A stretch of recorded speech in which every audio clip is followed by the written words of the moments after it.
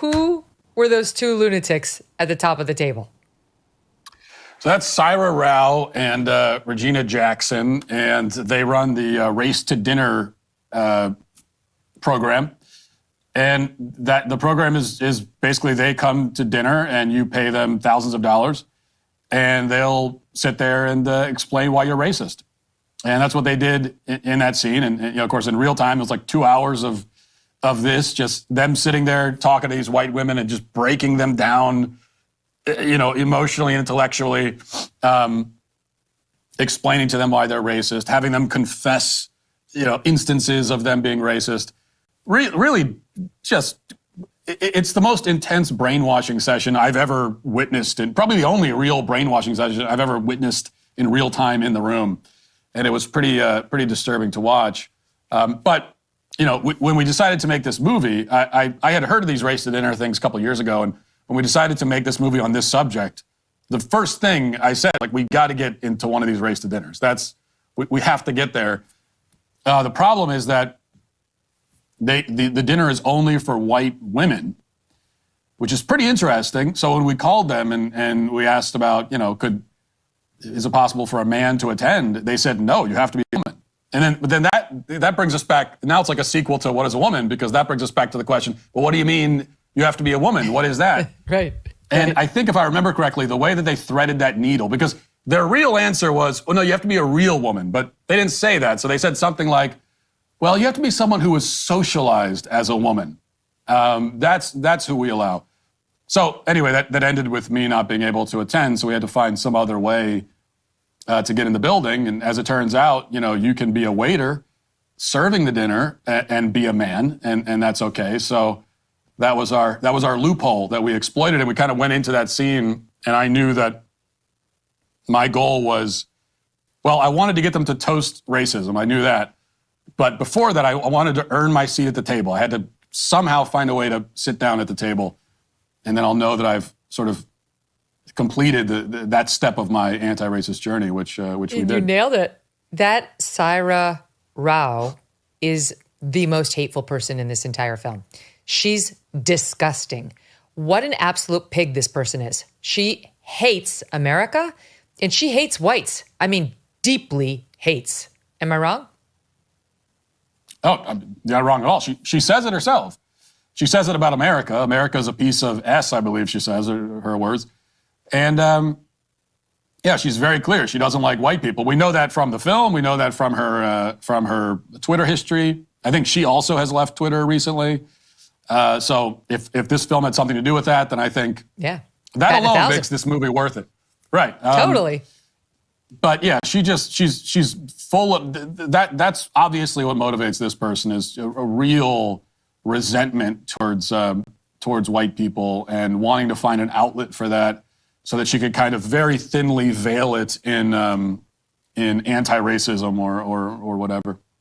Yeah, I mean, I walked away with no doubt of my own opinion of her, that she hates whites, hates America, and keeps finding these suckers like these poor women. I'm sorry, but they're pathetic too. Every single one of those women is absolutely pathetic for agreeing to this, for paying this money, and for letting this woman speak to them that way. I have half a mind, not for a documentary, but just for kicks, to invite her. I have a couple of different places where I spend my time, and she wouldn't know it was me. And I'll just show up, and then she and I can do battle. It'll actually be really fun. I'm a white woman. Go ahead and reform me, Cyra. Let's see how it goes. I think it's going to be fun for us both.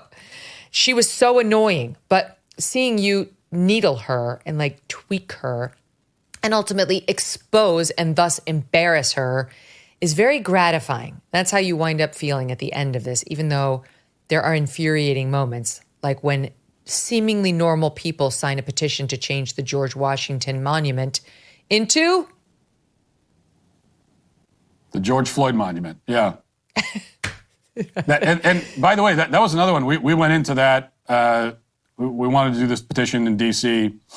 And I honestly, I was like, nobody thinks of me as being optimistic, but I discovered making this movie that I was an optimistic person, because I honestly, we went to do that scene, and I was saying to the crew, like, I don't know if anyone's really going to sign this. Like, is anyone really going to sign a petition to change? Yeah, maybe you could get people to sign a petition to take George Washington's name off the monument, but to replace it with the George Floyd monument, who would sign it? And we found that our problem was the opposite. We were having trouble finding anyone who wouldn't sign it.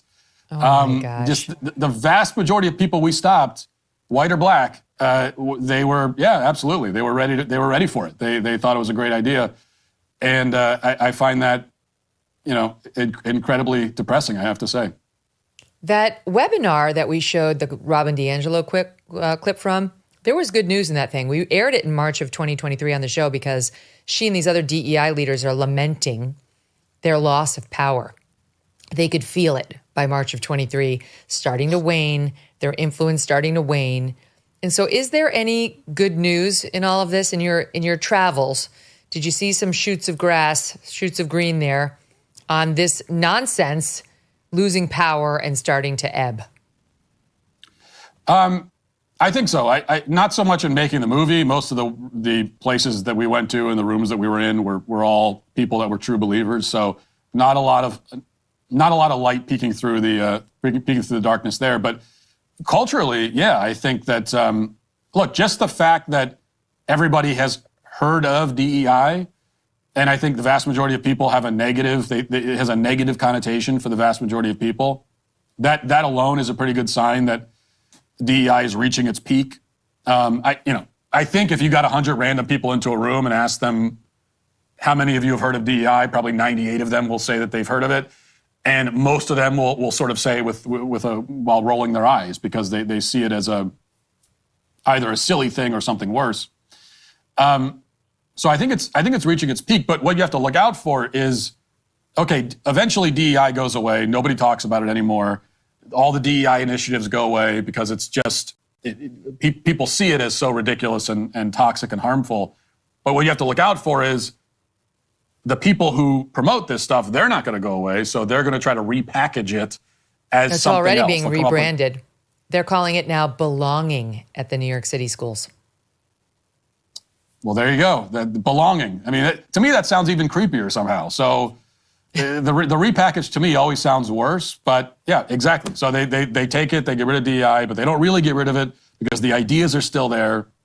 And the ideas really are so embedded, especially in the academic world, especially in academia and in the school system, that to really root those out is going to take, that's a years-long process, really. And in the Democrat Party, where Matt Walsh infiltrated the DNC when it was held in Chicago as your alter ego, as your man bun alter ego. And we saw a video of you just wandering around behind I think it was a CNN live shot in your character, which was amazing. Here he is behind an interview of Chuck Schumer. So how'd that go for you, Matt? And what did you learn? Well, I learned, for one thing, that apparently I'm not well liked at the DNC. So I was shocked by that. Shocking. I couldn't believe it. So we went to their DNC Expo thing, which is in a different building, and I got kicked out in like 20 minutes, escorted out by just flanked by security guards and cops that walked me out. And they said that I'm not welcome back in the building. But the thing is, that was a different. So they said I can't go to that building, but there's a whole other building where the actual convention is happening, and they didn't say I couldn't go there. So we went there next and just walked around the floor. And as you could, I didn't do it. I just walked around. I actually didn't do anything. And that alone was enough to really infuriate a lot of people on the left. Just my mere presence in the room, which I think is interesting. And also, it's like, what are you hiding something? Shouldn't you be happy that I'm there being exposed to your ideas? Shouldn't you embrace that and welcome it? But they didn't, apparently. They don't like having their sacred cows attacked, and now you've attacked two of them. If you're tired of the same old coffee from those mega corporations pushing their woke agendas, listen up. It's time to take a stand and support a brand that truly embodies American values, Blackout Coffee. These guys stand with hardworking Americans who believe in family, faith, and freedom. They roast some of the most incredible coffee you will ever taste using only premium grade beans, roasted, and then shipped to you within 48 hours. And for the cold brew fans, Blackout Coffee is excited to announce the launch of their 2 new ready-to-drink cold brew coffee latte options. Don't settle for less. make the switch to Blackout Coffee. Head on over to blackoutcoffee.com/MK or just use the code MK when you're checking out for 20% off your first order. blackoutcoffee.com/MK. The code is MK. Join the movement. Taste the difference. Remember, with every sip, you are supporting a brand that stands for America. Be awake, not woke. Thanks so much for watching. If you like what you just saw, hit the subscribe button for more clips and full episodes.